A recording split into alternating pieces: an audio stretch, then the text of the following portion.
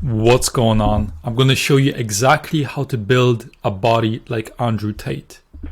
So in this video, I'm going shirtless just to prove my point for all the haters.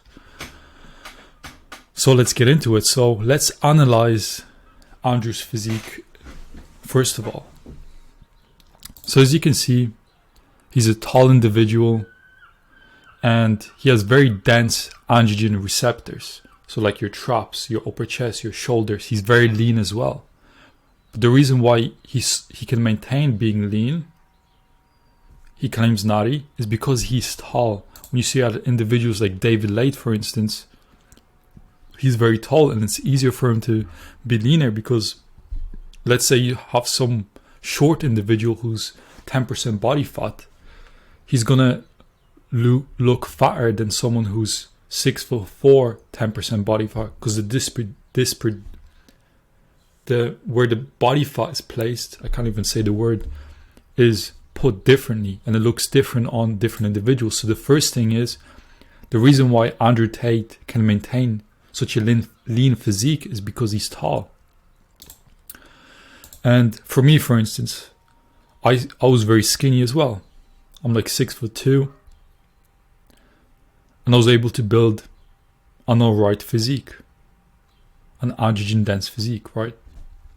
So I'm going to show you the exact steps you could do it as well. So let's analyze him from a proper perspective. So Andrew has an androgen dense physique. An androgen dense physique is a physique which is dense in androgen receptors. Anabolic hormones bind to these receptors, and women are biologically attracted to men with dense androgen receptors. So when you see a woman with nice hips, the reason why you're attracted to her is because it's a sign of good health. She has good receptors and you're attracted to that. So women are biologically attracted to healthy men with high testosterone levels, and the byproduct of that is androgen receptor density, that V-taper. So that's another thing. You would see steroid users have very dense androgen receptors because they produce a lot of testosterone from injections, whatever it is, and these areas get very developed, but you can do it naturally as well. But another thing, there's a difference between, you see some individuals who take steroids and they don't even look like they take steroids because they have low androgen receptor density. But then you have other individuals who, they take just a small amount of steroids and they just explode. The reason behind that is because they have a lot of androgen receptor density. So locations of androgen receptors would include like your upper chest, your shoulders, your back, your traps, your neck, your brain even. Hence why DHT and testosterone give you high value characteristics.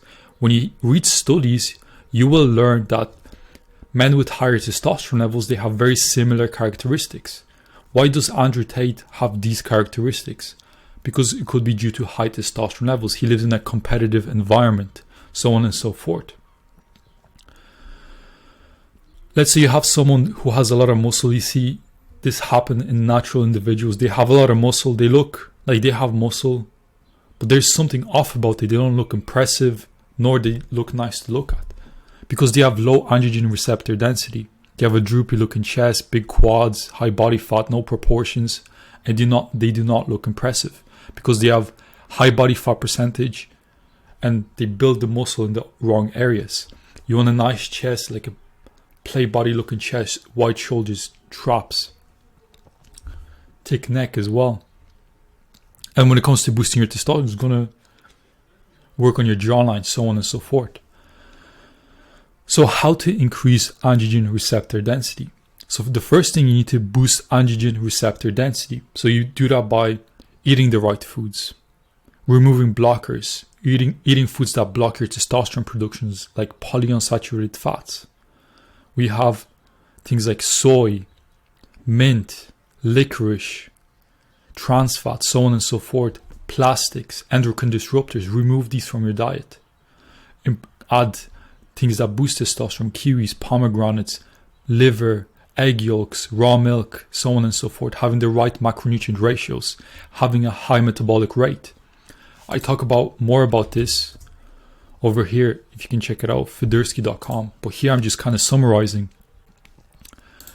So boost androgen receptor density, training for androgen receptor density, doing the right movement, weighted dips, weighted pull-ups, weighted muscle-ups, barbell shrugs, training for androgen receptor density. How are you going to get jacked doing bicep curls and isolation movements? You will not. So you need to train properly. Then you need to boost androgenic hormones. So you need to boost your testosterone, your DHT. So you have the receptors. Now you have the hormones which bind to these receptors. And now you're going to start growing, getting absolutely jacked. And then train for androgen receptor density. So the way you train for it, like I mentioned, you need to hit certain strength standards. If you go from benching 60 kilos to 140 kilos, you're going to get bigger. Doing heavy, getting very strong naturally. Let me show you something you do not see happening. Here's me doing 100 kilos for 4 reps on an overhead press. Some guys can't even bench press that. This is the kind of strength you want to accomplish. Getting stupid strong naturally on these exercises. Then we have weighted pull-ups as well. Very powerful exercise to grow your back.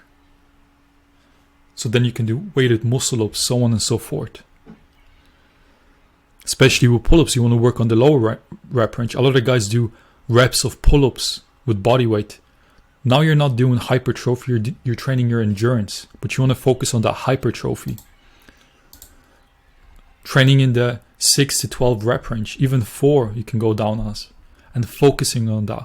So, and then going back to Andrew Tate, if I was to sit down and I'm like, I want a physique just like him, he has a very developed androgen receptors, just the things that I mentioned. So for his shoulders, I would get very strong on your overhead press. If you can be at 12 to, he's about 10% body fat. The reason why he's 10, some people always 6%, because he's taller. The distribution of his body fat is different. So I would say he's around 10%, right? So I would and lighting, pump, so on and so forth.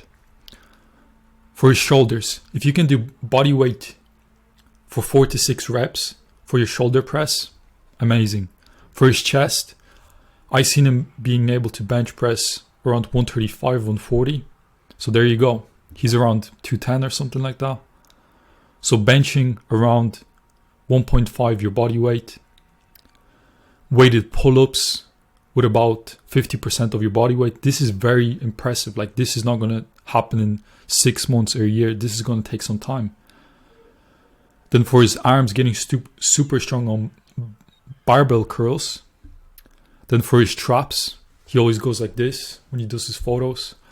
Doing like 180 to 220 on power shrugs for 10 to 20 reps.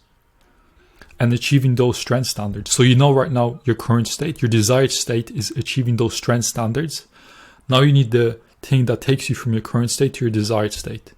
So you need to know the principles. You need to know the principle of recovery, the principle of progressive overload. In my opinion, those two are super important. Then the next one is the law of biological accommodation. If you're going to the gym and you're doing bench press for 3 weeks, you're going to hit a plateau. Because if everybody could keep getting stronger, they would never hit a plateau. Hence why you need to rotate the exercises so you can keep making positive adaptations. So every 3 weeks, rotate the exercises. You go from incline bench press to close grip incline bench press. And then you can rotate back every 3 weeks. So you can keep getting stronger. So just to summarize, he has a very impressive physique because it's dense in androgen receptors. He's low body fat. He has high testosterone levels. And he's very strong naturally. So that's what it takes. Hopefully you got some value out of this video. Drop a like and I'll see you later. Peace.